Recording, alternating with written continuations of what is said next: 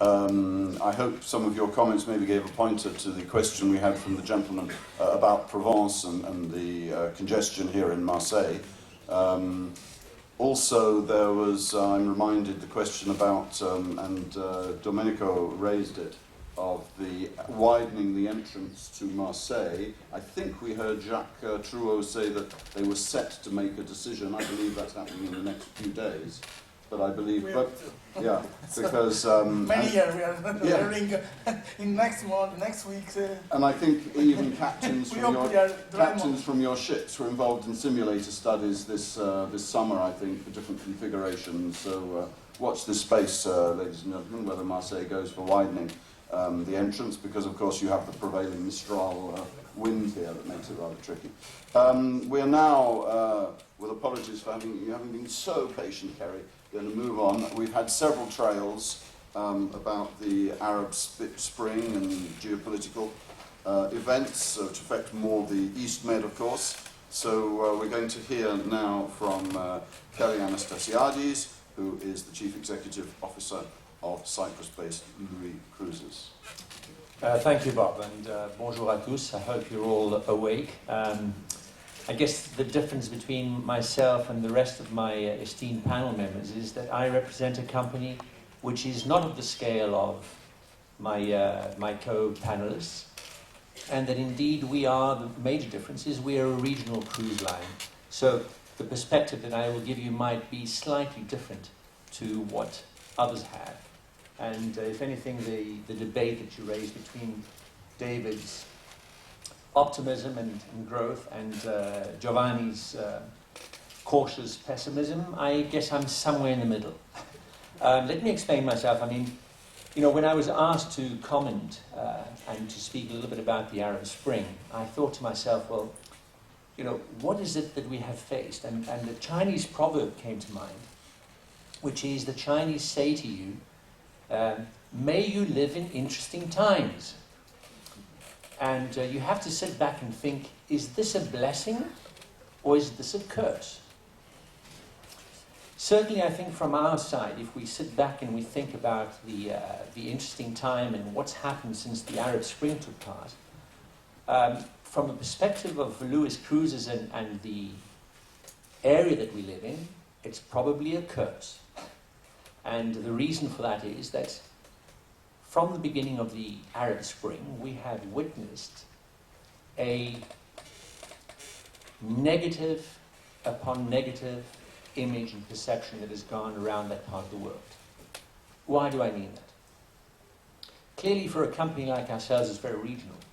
Our source markets are very important. North America is particularly important for us. Unfortunately for us, and this is with all respect to Christine here, most Americans don't know that the distance between Athens and Cairo is at least 2,000 kilometers. They think that it's just down the road. So when something happens in either Egypt or in Greece, the cancellations come. That's the reality that we have to live with. The other reality we have to live in is that in this part of the world that we are in the southern Mediterranean, and particularly in the eastern Mediterranean, we have a sovereign debt problem. It exists. It's not going to go away, and it's not going to go away even if our EU Commission last night agreed to give Greece another 44 billion euros of a bailout. It's not going to help the problem. In fact, if anything, the problem of the southern periphery, I think, will continue for at least another 2-3 years. That's the reality. I mean, so we can either sit and moan about it, or we can face up to the reality. So we've taken the stand that says, listen, this is a reality. Things are going to get more difficult than they are going to get better. What do we do? And I think that's the key question that we as a cruise industry have to sit and talk. Whether it's infrastructure, whether it's improving yield, etc. Ultimately, it comes down to how we as an industry are able to continue being attractive to people as a form of a vacation. And that is the key thing.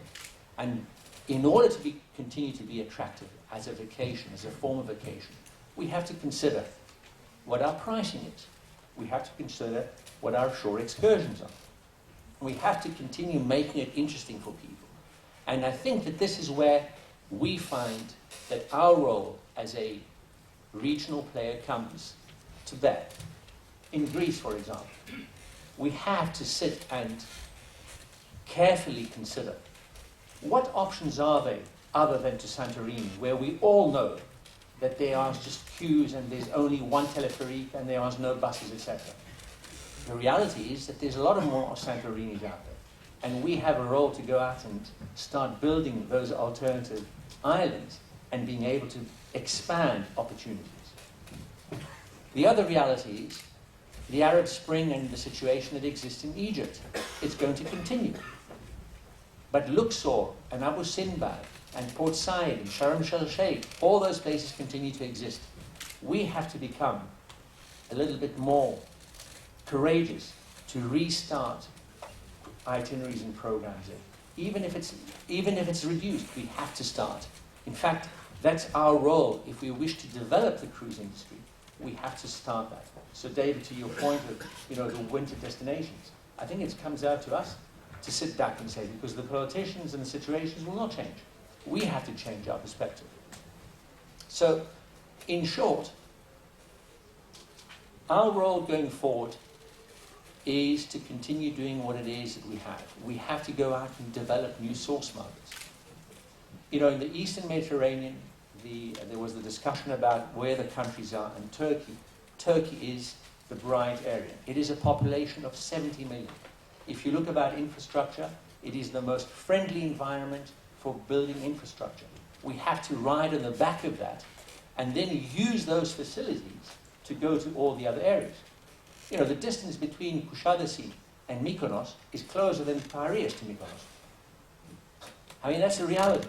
So, those are the things that we have to start looking at and go where the infrastructure, work with people that are willing to help us. And Turkey is a country that is willing to do that. We have to go back and look at alternative winter programs that start off from Antalya. That port exists. There's 350 days of sunshine. That's not going to change. We need to restart those. So my closing statement is that I share David's cautious optimism. I think it comes down to us as an industry and as operators to go out and find those opportunities.